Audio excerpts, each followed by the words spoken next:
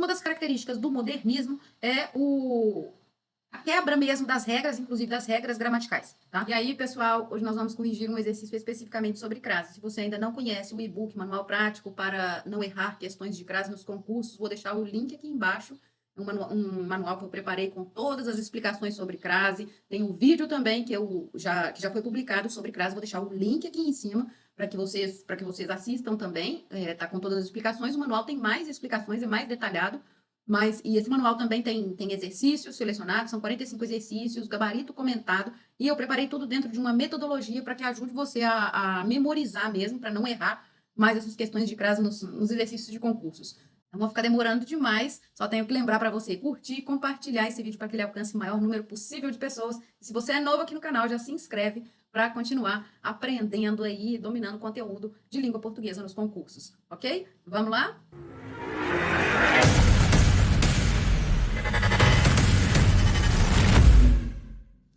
Olha só, eu trouxe esse exercício aqui do Instituto Consulplan de 2023, foi de uma prova do estado do Rio de Janeiro, uma prova para pedagogo. O exercício diz assim: a expressão à noite indica tempo, exercendo a função sintática de adjunto adverbial, sendo composta por palavra feminina, o que justifica o emprego do acento indicativo de crase, visto em: outro dia fui a São Paulo e resolvi voltar à noite, uma noite de vento sul e chuva, tanto lá como aqui.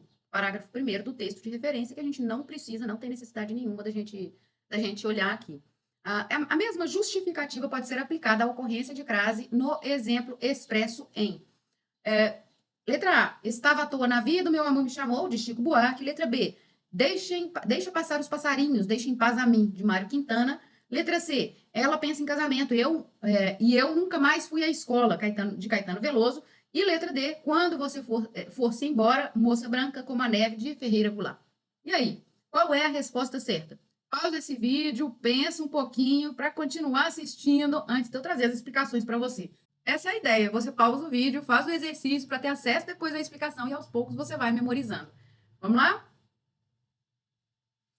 Aqui nesse exercício, a gente tem aí já de início a ideia da locução à noite, aí, a locução adverbial, e mais do que isso, né? Tem uma explicação do exercício, o enunciado está explicando que é um adjunto adverbial, né? Uma locução adverbial com uma palavra feminina. Então, se o exercício está pedindo isso, ele nem precisava ter colocado esse exemplo que vem aí, outro dia eu fiquei em São Paulo e resolvi. Isso daí era desnecessário e a gente acaba gastando tempo com a leitura, né? Mas é claro, o enunciado não tem jeito de a gente não ler o enunciado, mas isso é estratégia da banca para a gente gastar tempo. A banca já tinha explicado ali o que era uma locução adverbial, nem era, quer dizer, é natural que a banca use algum exemplo, mas o exemplo e a explicação sobre o que ela está querendo, isso não é muito habitual e é feito, na verdade, para ocupar seu tempo. Então, vamos ficar atento a isso aí, essa parte aí, esse exemplo que foi dado é uma coisa que a gente não tem que gastar muito tempo para ler, não. Você vai fazer uma leitura aí do enunciado, vai ver que aconteceu isso aqui, ó, explicou, depois deu um exemplo desnecessário.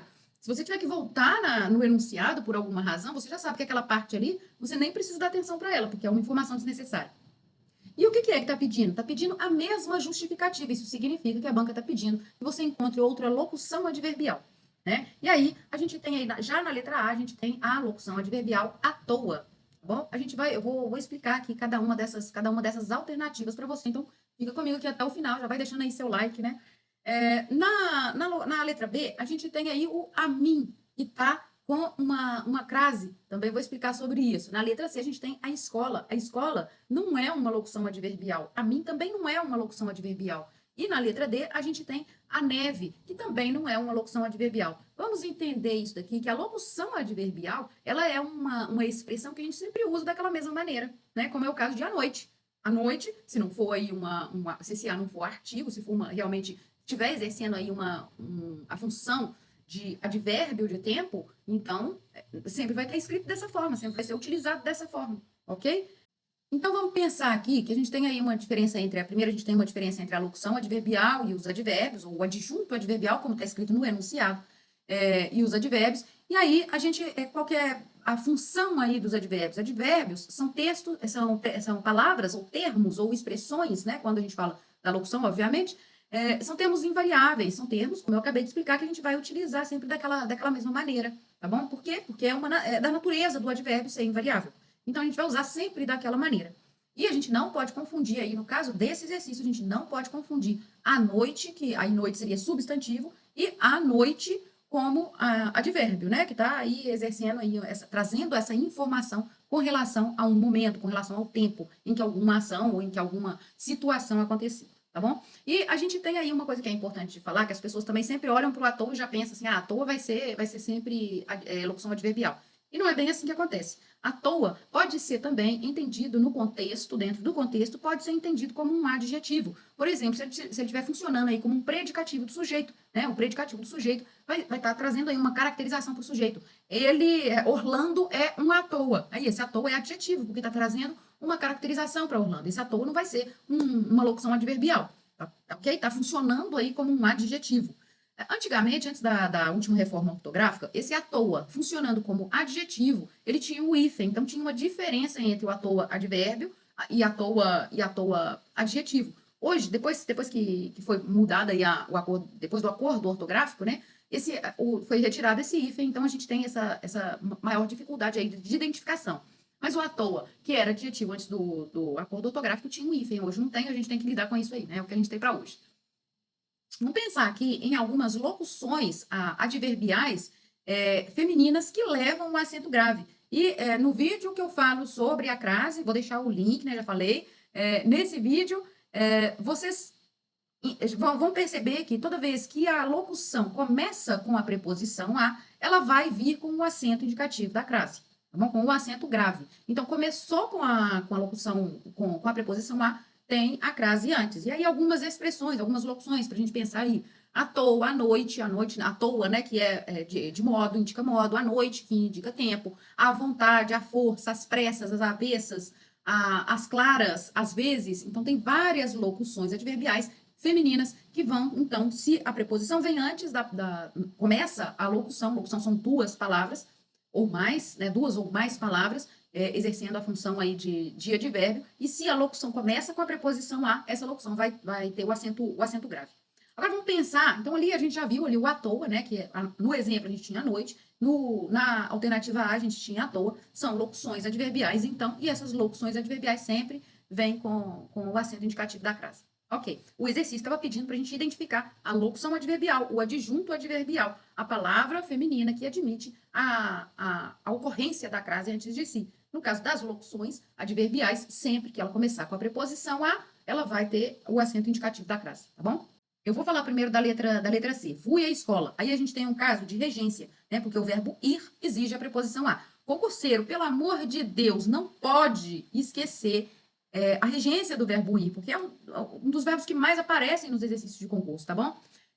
Então, a gente tem aí a regência, o verbo ir, exige a preposição a. Escola, a palavra seguinte, é uma palavra feminina que admite o artigo feminino antes de si. Então, fui a mais a escola. Então, a gente tem aí a ocorrência da fusão, né?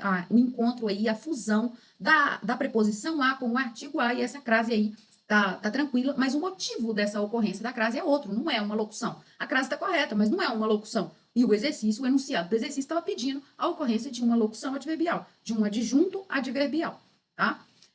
Lembrando que o adjunto adverbial pode tanto ser um advérbio quanto uma locução. Nesse caso, a gente tem uma locução.